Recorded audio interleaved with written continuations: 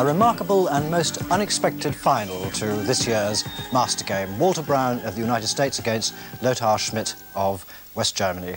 These are the two who've reached the final. They're playing tonight for the Master Game trophy and the first prize of £2,500. And I said it was a remarkable and unexpected final because it is. After 12 weeks of some of the most dramatic and remarkable chess we've ever seen on television, the arrival of Lothar Schmid here is one of the greatest surprises since the Master Game series has ever begun. When he first came, he said he expected to be beaten by everybody. So he offered Steen a draw, he offered Korchnoi a draw, and then he beat both of them, and so he got here. Walter Browne got here slightly more conventionally, perhaps slightly less unexpectedly. The game has in fact begun. With me, as usual, to give his expert analysis and commentary on the game is Bill Hartston. Bill, what in fact has been happening so far? Well, it's been a very quiet game so far. Schmid, I think, is playing it very cautiously with the white pieces. Schmid played his favourite e4 opening move, and Browne replied with Sicilian defence c5, as he nearly always plays. Browne's a bit unlucky, having drawn black in this game. He's already had 2 blacks in the earlier games. I know he's much happier with the white pieces. This is the normal plan for white, exchanging the d-pawn for black's c-pawn. By this, white gets an advantage in space. His pawn on e4 is the only pawn in the middle of the board. Black's is a little further back. This is called the Najdorf variation. Black prepares... it's been stopped. Black, in some lines, likes to play b5 to expand on the queen side, but Schmid stopped it with a4. A slightly unusual move in itself. I think Schmid is trying to avoid the mainline variations of the Najdorf, which Browne knows so well. Both sides just developing their pieces, quietly, normally. Both sides castled kingside, and that's a very quiet move from Schmid. Usually white tries to advance these kingside pawns, f and g pawn to f4, g4, and the knight retreating. He's playing very slowly in the centre, maybe on the queen side, rather than a normal kingside attack. Well, now let's join the game with Lothar Schmid white to play his next move. As you can see, neither in any great time trouble, both playing nice and steadily and gently. It's Schmid white to move on his 12th move.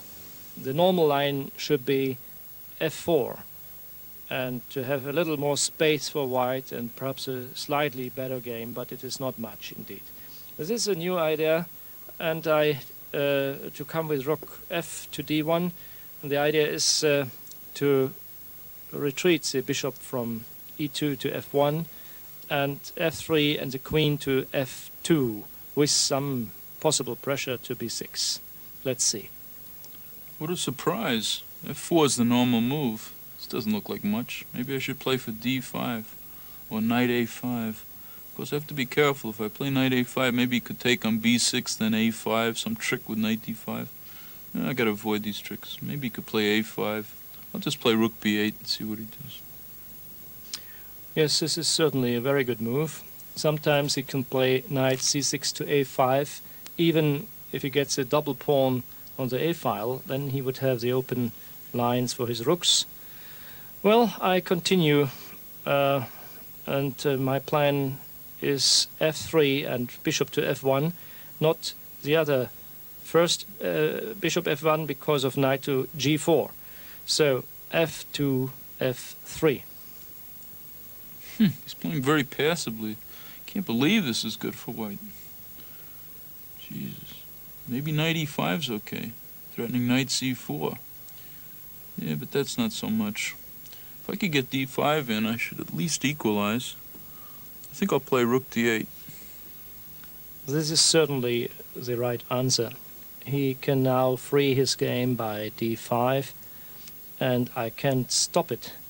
But it is something in this position, I should say a real trap. Let's see whether or not this will come to the board.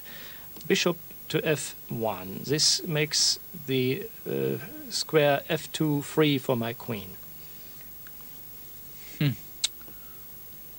Didn't expect that. I guess it's a reasonable move. Now, knight b4 is possible, with the idea of d5, but then if he plays e5 takes, he has bishop f4. Yeah, I'd like to play d5 with my knight still on c6. If I play bishop b7, he plays queen f2. Then I have to play knight d7. That's okay, but feel I should punish him for his opening moves. They're so passive. Yes, d5 must be good. This is certainly the natural move. However, he has to be very careful because this is just the line with a trap. And of course I have to take it, otherwise he will take himself on e4 and see what happens. E takes d5. Of course, that was his only move. Now if I play knight takes d5, he takes, rook takes. That's not much. Oh, but he could play knight takes, rook takes, bishop f4. Then I gotta play bishop d6. Yeah, that's not much at all. Gotta be better than that. Gotta be more. I could even take with a pawn. I'm sure the black is at least equal. The idea of bishop d6, maybe knight e5 to c4. Probably Korchnoi would like that. He loves isolated pawns. Well, almost anything's good. Knight b4 must be okay in this position. Knight b4. Oh yes, he plays it rather quickly, but just this is a move which is doubtful. I think this is even a mistake. Did he overlook this next move, what follows? Bishop to f4. He can play e5, but then at least there will come some surprise. Bishop to f4. Bill, do you think that Browne has overlooked something, or do you think that he was just getting impatient because he thought Schmid had been playing a bit passively? I think he's overlooked something because he was getting a bit impatient. I've just seen the little surprise that Schmidt's talking about. This bishop on f4 is attacking the queen. If the queen moves, the rook goes. So black has to put something in the way on this diagonal. If he puts the bishop in the way, then white takes on e6, and the bishop on d6 is pinned against this rook. If he plays e5, then white has the surprising move d6, and I don't see how Browne gets out of this mess. Really? I hadn't considered that move. Thought I'd just play e5 and then he has to move the bishop. But he could play d6. Oh no. Can't believe this. Can't believe that I made a mistake here. If I play e5, he plays d6. If I take with a bishop, he plays bishop takes e5, and bishop c5 check, he just takes it. And if I play bishop d6, he takes on e6, and he has a pin. Oh my goodness. This is terrible. Well, I guess I have to play e5, as bad as it is. He's fought not less than 51 minutes on this move, and this is something. And he's now already in time trouble, or he will be. And I shall have the better position, because now comes the surprise d6, and it is based on the pin on the files. There are several pins on D and on the diagonal and so on and so on. D6, of course. Yeah, of course he saw it. Now if I play rook takes d6, he takes on e5, I take d2, he takes c7, I take d1, he takes back. And then if I play rook b7, maybe I have a tempo on the bishop. Can I win a c-pawn? No, he has bishop d6. And then if I play king f8, he can take on b4, and then check on d8 wins my bishop. So after bishop d6, oh, that's very bad for me. That's terrible. Not only would he be pawn up, he's also got the better position. No, that can't be any good. Well, I have to take with the queen. That way, if he plays queen takes d6, rook takes, bishop takes, rook d1, I have take on f4 and bishop e6 with chances. Well, I must play queen takes d6. This is certainly the best, but I shall win a pawn and should win the game at least if the technique is okay. This will be not so easy as it looks, because I do have that pawn only on c2, that's my plus, but it is not so easy to make an advance from that. It is no pass pawn, and it lasts quite a long time. Okay, the best, I think, is to exchange queens and then to get the pawn on e5. Yes. I have nothing more than rook takes queen. And here bishop takes pawn e5.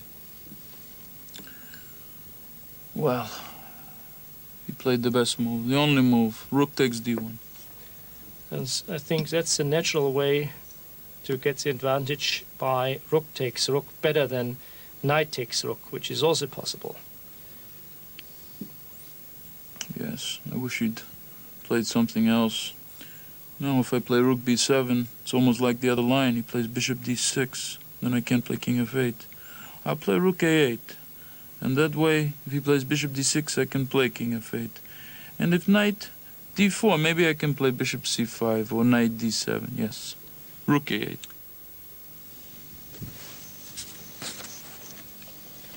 Right, and now with the time getting very critical, particularly for Walter Browne, who's got 20 minutes to make 20 moves in. Schmidt's got 39 minutes to make 20 moves in. Bill Hartson will take us through to the first time control. Yes, Browne told me that he's happy with a move a minute, but doesn't like to have to play quicker. And Schmid has this extra pawn now.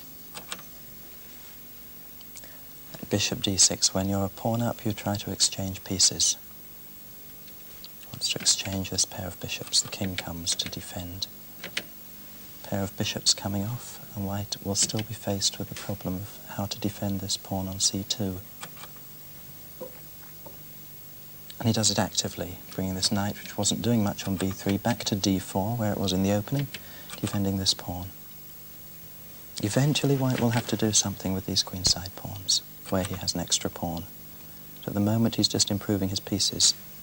I think the bishop will drop back to b3 to give an extra defense to this pawn. Schmid playing it very safely, very cautiously. With an extra pawn in a position like this, the win should really be just technique, as Schmid said, but it's not easy. Browne is getting active play with his knights. Little pawn move to stop the white knight coming to g5. In the ending, the king becomes a fighting piece. You don't have to worry so much about king safety, so Schmid bringing his king into the game. Now, exchange of knights offered. And the first move, this extra pawn to c3. Browne's getting activity now. He's fighting back a little. His knight coming to a5, chasing this bishop back to c2. Yes, now the knight's got a lovely square on c4, attacking the b2 pawn. I've heard it said that you have to beat Browne 2 or 3 times to win a game. Schmid has certainly won the opening. He's come out with a pawn more and now has this endgame with an extra pawn, but it's still hard work. Rook defending this pawn. White's a little passive, maybe only temporarily. Browne still actively attacking the knight. Knight retreats to g3. And this f-pawn defended.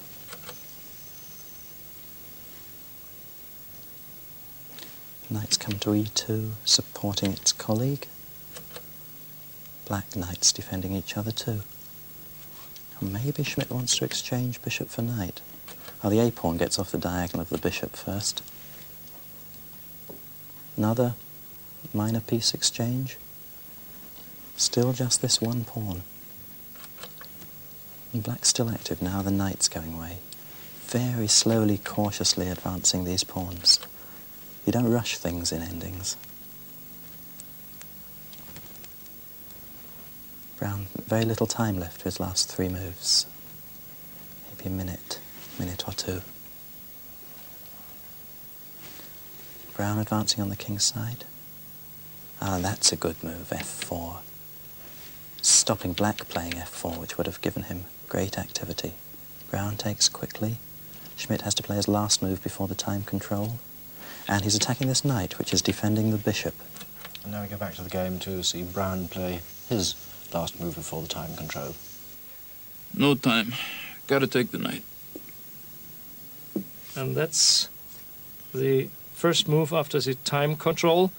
Rook takes bishop d7 check. Whew.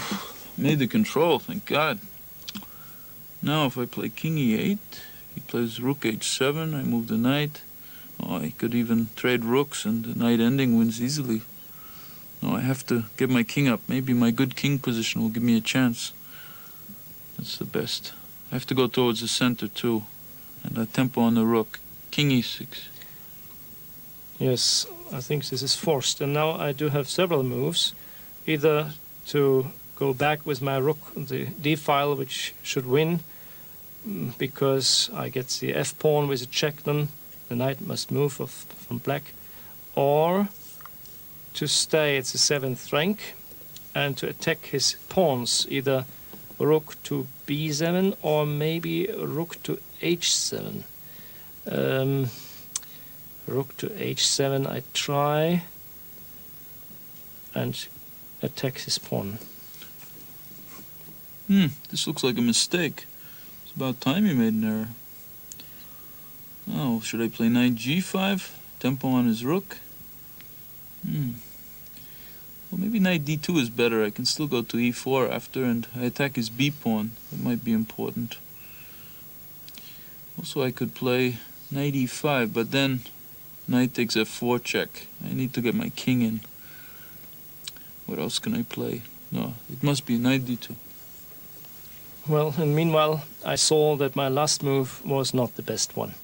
Rook to b7 should have solved the problem easily. This should have been a win, because with the next check on b6 and b5, perhaps I should have won his pawns. That's a queen's wing.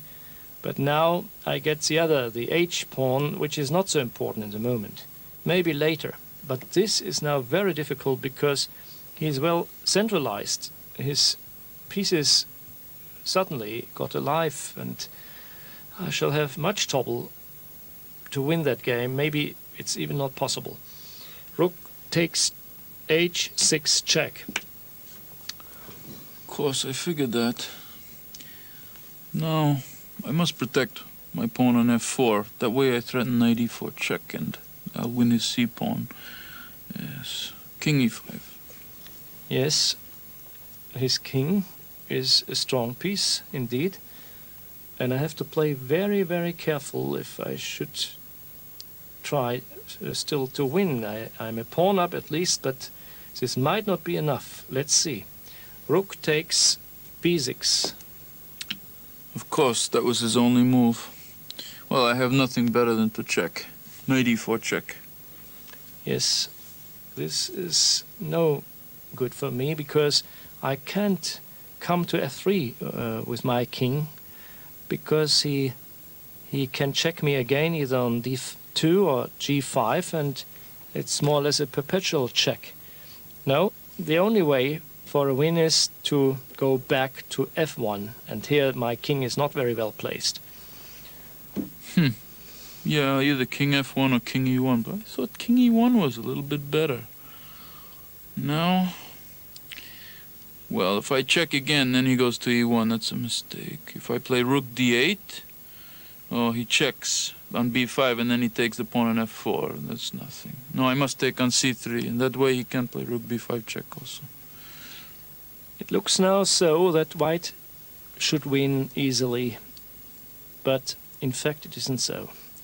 And this is a very typical position where black is one pawn down, but I can't prevent this f4, f3, and this will give him not only a chance for a draw, it's a real draw, it's nothing to do against.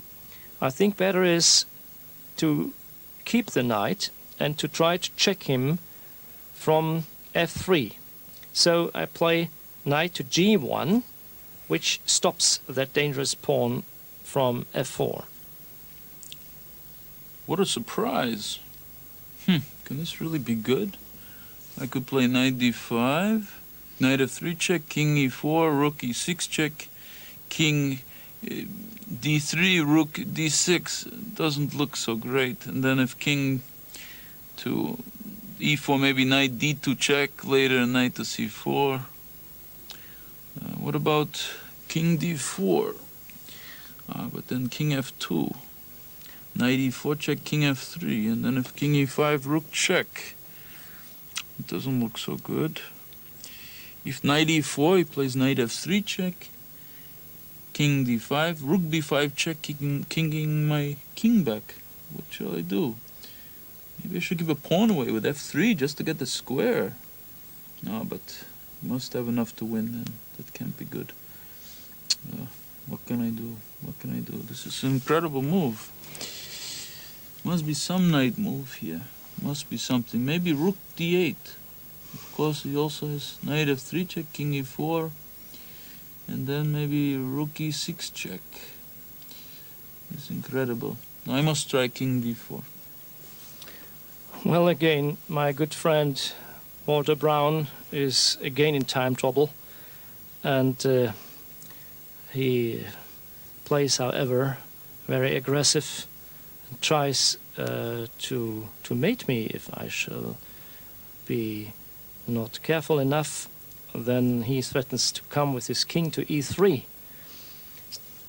However, I think this move, king to d4, cannot save the game, because now his pawns on f4 and f5 are looking a little bit weak, are not covered by the king.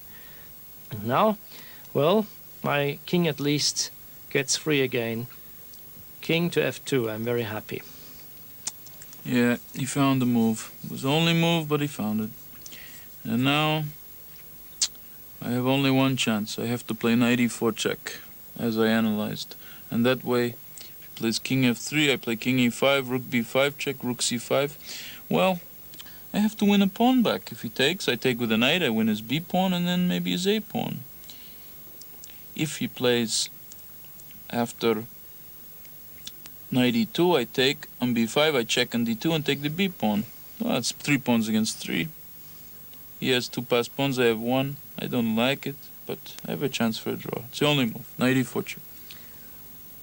Certainly, he has still some chances to draw, but I think, and I have that feeling, that I shall have the better at least, because there will be 2 free pawns, passed pawns, on h3, the one, and the other will be at the queen's wing.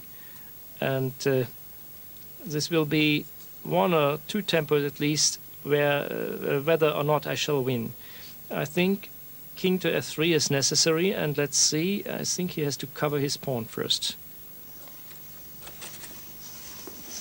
Right, well, you can see there that Walter Browne really is in quite a lot of trouble. He's now got only 10 minutes left to play all the rest of the moves that there might need to be played in this game, whereas Lothar Schmid, playing white, has got 30 minutes to play as many moves as he might need to finish the game. And Bill Hartston will take us through the next few moves. Schmid's trying everything to squeeze a full point out of this now. This knight g1 is a tremendous move. The king, of course, has to come back to defend this pawn. And the rook checks. It's a move White's been trying to play for a long time. And Black doesn't want to move his king back, so rook comes in the way. And now this passed h-pawn. If Schmid wins this game, this h-pawn's going to be the hero. Pair of rooks coming off. In knight endings, these passed pawns on the edge of the board are very difficult to stop. Knight check, sorry, wrong square. He's trying to win this b-pawn. And now Black's got a passed pawn too. White king will have to head left to stop it. King to d3. Now these 2 passed pawns. Very tricky ending. I don't know if White can win this. Another knight check. Browne's having to play very quickly now. He has so little time left. It looks as though the knight is going to try to stop this h-pawn. Oh, the white king's coming to support his own pawn. Earlier the white king on the king's side. Now it's heading for this pawn, and the black knight attacks the pawn. Amazingly versatile, this knight. White defends it with his knight. Knight to e4, attacking the white can't take, I don't think, or black just takes back with his pawn. That's brave. Giving up his knight. I don't know if he's calculated it right. b6, I think he can cope with the b6 pawn. King comes back, the pawn can't advance. Amazing Schmid taking this decision so quickly, calmly. Yes, if b7, black had a check here, so he's pushing the h pawn. Pawn on h6 now. the knight's so far away. Can never stop this h-pawn. White's going to get another queen, and then with queen against knight, he'll be winning easily. So Lothar Schmid, that's his clock on the left, has around about 3 minutes to play all the rest of his moves. Browne, that's his clock on the right, has probably less than half a minute to win. And Lothar's about to make a new queen. Yes, coronation of the h-pawn. And knight is no match for a queen on an open board, but Browne's going to fight to the last gasp. White king coming back.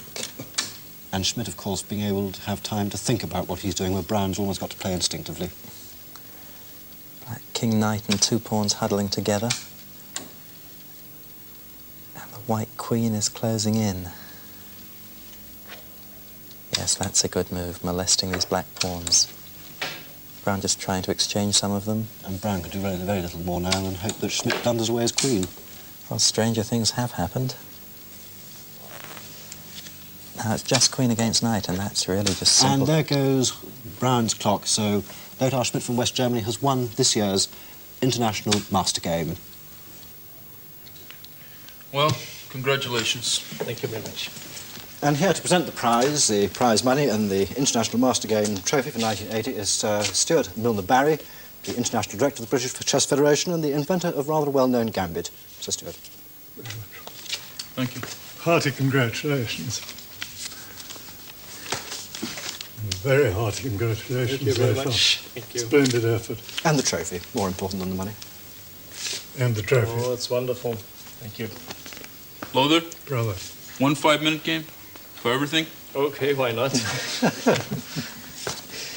Well, knowing Walter Browne, he probably means that seriously. But anyway, it brings us to the end of this series of the Master Game. So from all of us here in Bristol until next year, good night and goodbye.